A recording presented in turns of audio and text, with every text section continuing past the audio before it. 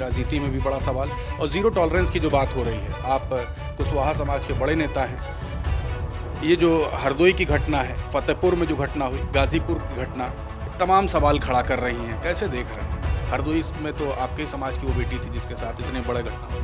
हरदोई में भी हमारे समाज की बेटी थी, गाजीपुर में भी बैकवर्ड क्लास की विश्वकर्मा समाज की बेटी थी और गाजीपुर में भी मौर्य समाज की बेटी थी, कुशवाहा समाज की बेटी थी। वहाँ फतेहपुर सवाल आपसे जुड़ा हुआ है। जौनपुर में जो पिछला जो चुनाव हुआ है लोकसभा का 2024 लोकसभा चुनाव, आपने समाजवादी पार्टी के सिंबल पे चुनाव लड़ा।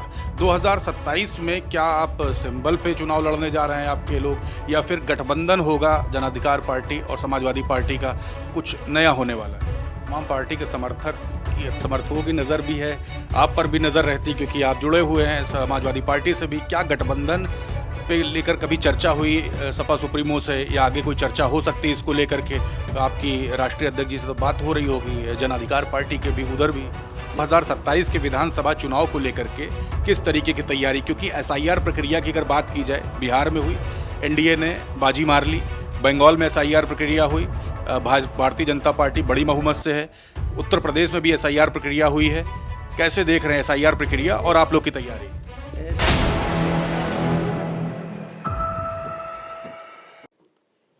4 PM न्यूज नेटवर्क में आप सभी का स्वागत है। मैं हूं क्षितिज कांत। एक तरफ बंगाल चुनाव की चर्चा हो रही है, जो रिजल्ट आया, दूसरी तरफ उत्तर प्रदेश में जीरो टॉलरेंस की भी बात हो रही है। जो हरदोई में जो घटना हुई शिल्पी कुशवाहा के साथ में, फतेहपुर में समाजवादी पार्टी के डेलीगेट को जाने से रोका गया, आपने गाजीपुर की घटना देखी। तमाम ये सवाल खड़े होते उत्तर प्रदेश में भी और बंगाल चुनाव को लेकर के भी हम बात करेंगे। हमारे साथ जौनपुर के सांसद बाबू सिंह कुशवाहा जी हैं। सर, बंगाल चुनाव को कैसे देख रहे हैं? रिजल्ट जो सोचा गया था इंडिया गठबंधन द्वारा, उसे सीधे पलट है, रोटी एकदम से पलट गई है। देखिए, इलेक्शन जिस हिसाब से लड़ा गया, जी पहले एसआईआर हुआ, वोट काटे गए, 27 लाख लोगों को वोट नहीं डालने दिया गया। जी लोग कोर्ट में गए, वो भी फैसला समय से नहीं आया। और जिस तरह से सेंटर फोर्सेस को लगाया गया और इलेक्शन कमीशन का जो रोल था, तो ये तो पहले से समझ में आने लगा था कि हर हाल में ममता दीदी को हराने का प्रयास हो रहा है। जी और अंततः हम लोगों का शक सही हुआ, सरकारी मशीनरी का दुरुपयोग करके उनको हरा दिया गया। सर, दूसरी तरफ बात करें, वहाँ पे जो तमाम जो मशीनरी रही उसका दुरुपयोग की बात भी होती रही। समाजवादी पार्टी के राष्ट्रीय अध्यक्ष भी वहाँ पहुँचे, आप लोग भी लगातार ग्राउंड स्तर की जानकारी ले रहे थे। चूक कहाँ हो गई?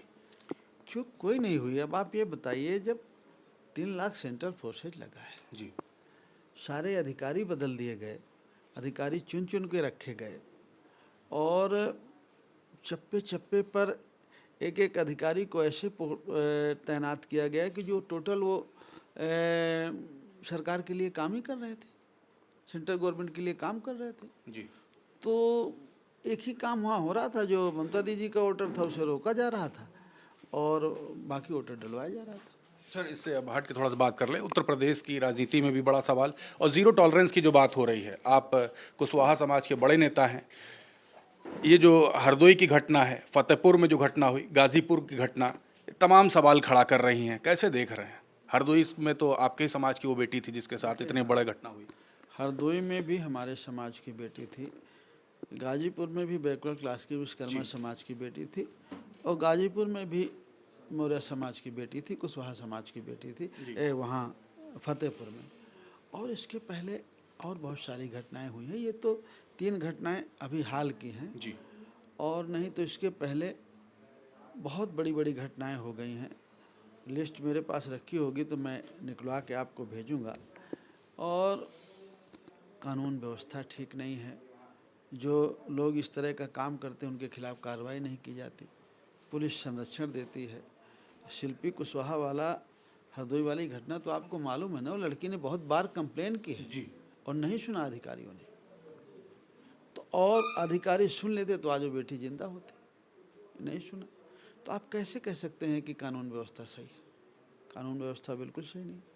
सर, जब समाजवादी पार्टी की जब डेलीगेट गया, पथराव भी हुआ गाजीपुर में, उसके बाद मुकदमे हुए। अगर बात करें 46 नामजद मुकदमों की, तो उसमें लगभग 30 यादव समाज पर हैं।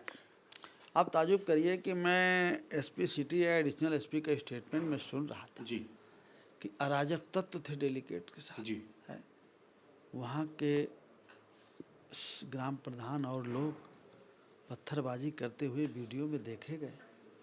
पुलिस खड़ी है और पत्थरबाजी करा रही है जी और दूसरे को अराजक तत्व कह रही है। वो सारी घटना पुलिस की मिली भगत से हुई। पुलिस और वहाँ के लोग नहीं चाहते थे कि सही मुलजिम पकड़े जाएं और पीड़ित पक्ष को न्याय मिल सके। सर, कुशवाहा समाज का एक संगठन भी है, वो कह रहा है कि आगरा एक्सप्रेसवे घेरेंगे, चक्का जाम कर देंगे अगर सही से कार्रवाई नहीं होती है शिल्पी कुशवाहा जो कांड हुआ है उस पर। नहीं, लोग तो दुखी हैं जी और बहुत दुखी हैं, पूरा समाज दुखी है। बैकवर्ड क्लास का पूरा समाज, जितने जो इंसानियत पे भरोसा रखने वाले लोग हैं, सभी समाज के लोग दुखी हैं। तो वो कह रहे हैं, तो मैं तो चाहूँगा कि उसके पहले सरकार कार्रवाई करे, न्याय दे पीड़ित को। सर, एक सवाल आपसे जुड़ा हुआ है। जौनपुर में जो पिछला जो चुनाव हुआ है लोकसभा का, 2024 लोकसभा चुनाव, आपने समाजवादी पार्टी के सिंबल पे चुनाव लड़ा। 2027 में क्या आप सिंबल पे चुनाव लड़ने जा रहे हैं आपके लोग, या फिर गठबंधन होगा जन अधिकार पार्टी और समाजवादी पार्टी का, कुछ नया होने वाला है? देखिए, अब इसमें तो जन अधिकार पार्टी की राष्ट्रीय अध्यक्ष हैं श्रीमती सुकन्या जी, वो इसमें कह सकती हैं, और समाजवादी पार्टी के राष्ट्रीय अध्यक्ष। संस्थापक सदस्य में तो आप भी रहे हैं। नहीं, मैं संस्थापक रहा हूं, लेकिन मैं तो समाजवादी पार्टी के सिंबल पर हूं। जी मेरा इस समय डिसीजन मेकर में नहीं हूं। जी जन अधिकार पार्टी की अध्यक्ष श्रीमती सुकन्या जी और समाजवादी पार्टी के नेता वो फैसला कर सकते हैं आपस में। ये तो सर आप घुमा रहे हैं, घर की बात है तो बता घुमा नहीं रहा हूं, लेकिन भाई जब मैं तो सुनता हूं कि भाई जन अधिकार पार्टी जब बनाया है उन्होंने, तो इलेक्शन तो लड़ेंगे ही वो। ऐसा कहते हैं कि भाई पार्टी तो इलेक्शन लड़ने के लिए है, पार्टी लड़ेगी। अब वो क्या कहते हैं अभी उनको बताना होगा। सर, बात ये भी है तो तमाम पार्टी के समर्थकों की नज़र भी है, आप पर भी नज़र रहती, क्योंकि आप जुड़े हुए हैं समाजवादी पार्टी से भी। क्या गठबंधन पे लेकर कभी चर्चा हुई सपा सुप्रीमो से, या आगे कोई चर्चा हो सकती है इसको लेकर के? आपकी राष्ट्रीय अध्यक्ष जी से तो बात हो रही होगी, जन अधिकार पार्टी के भी, उधर भी। नहीं, जन अधिकार पार्टी की राष्ट्रीय अध्यक्ष इस बारे में चर्चा कर सकती हैं, बता सकती हैं। इस बारे में मुझे जानकारी, आप कुछ नहीं बोलेंगे? नहीं, इस बारे में मुझे जानकारी नहीं है, नहीं मैं बात करता आपसे। अच्छा, आखिरी सवाल कर लेते हैं। 2027 के विधानसभा चुनाव को लेकर के किस तरीके की तैयारी, क्योंकि एसआईआर प्रक्रिया की अगर बात की जाए, बिहार में हुई, एनडीए ने बाजी मार ली, बंगाल में एसआईआर प्रक्रिया हुई, भारतीय जनता पार्टी बड़ी बहुमत से है, उत्तर प्रदेश में भी एसआईआर प्रक्रिया हुई है। कैसे देख रहे हैं एसआईआर प्रक्रिया और आप लोग की तैयारी? एसआईआर को आप मान लीजिए एनआरसी, जी उसका नाम बदल दिया गया है, लेकिन बेसिकली हुई एनआरसी है। जी ये चुन चुन करके जो विपक्षी पार्टियों का वोट है वो काटा जा रहा है। जी मुझे बहुत सारे टीचरों ने उन्होंने बताया कि हम चाहे जितने फॉर्म भर के ले जाएं, हम उनका अधिकारी ही 20% काट दे रहा है। जी औसतन 80,000 से 1 लाख वोट कटा है जी हर विधानसभा का, और उसमें से कुछ लोगों को नोटिसें दी जा रही हैं अभी, जी कुछ लोगों को नोटिसें दी जा रही हैं, कागज़ मांगे जा रहे हैं। तो वोटर लिस्ट से जो विपक्षी पार्टियां हैं सरकार के खिलाफ है, उनके समर्थकों को चुन चुन करके वोट काटा जा रहा है। हमारे साथ बाबू सिंह कुशवाहा जी थे, जौनपुर से सांसद हैं। तमाम मुद्दों पर बात हुई। 2027 में विधानसभा चुनाव भी है, बंगाल का चुनाव भी खत्म हुआ, और उत्तर प्रदेश की जो तमाम गतिविधियां थी उसको लेकर हमने बात की।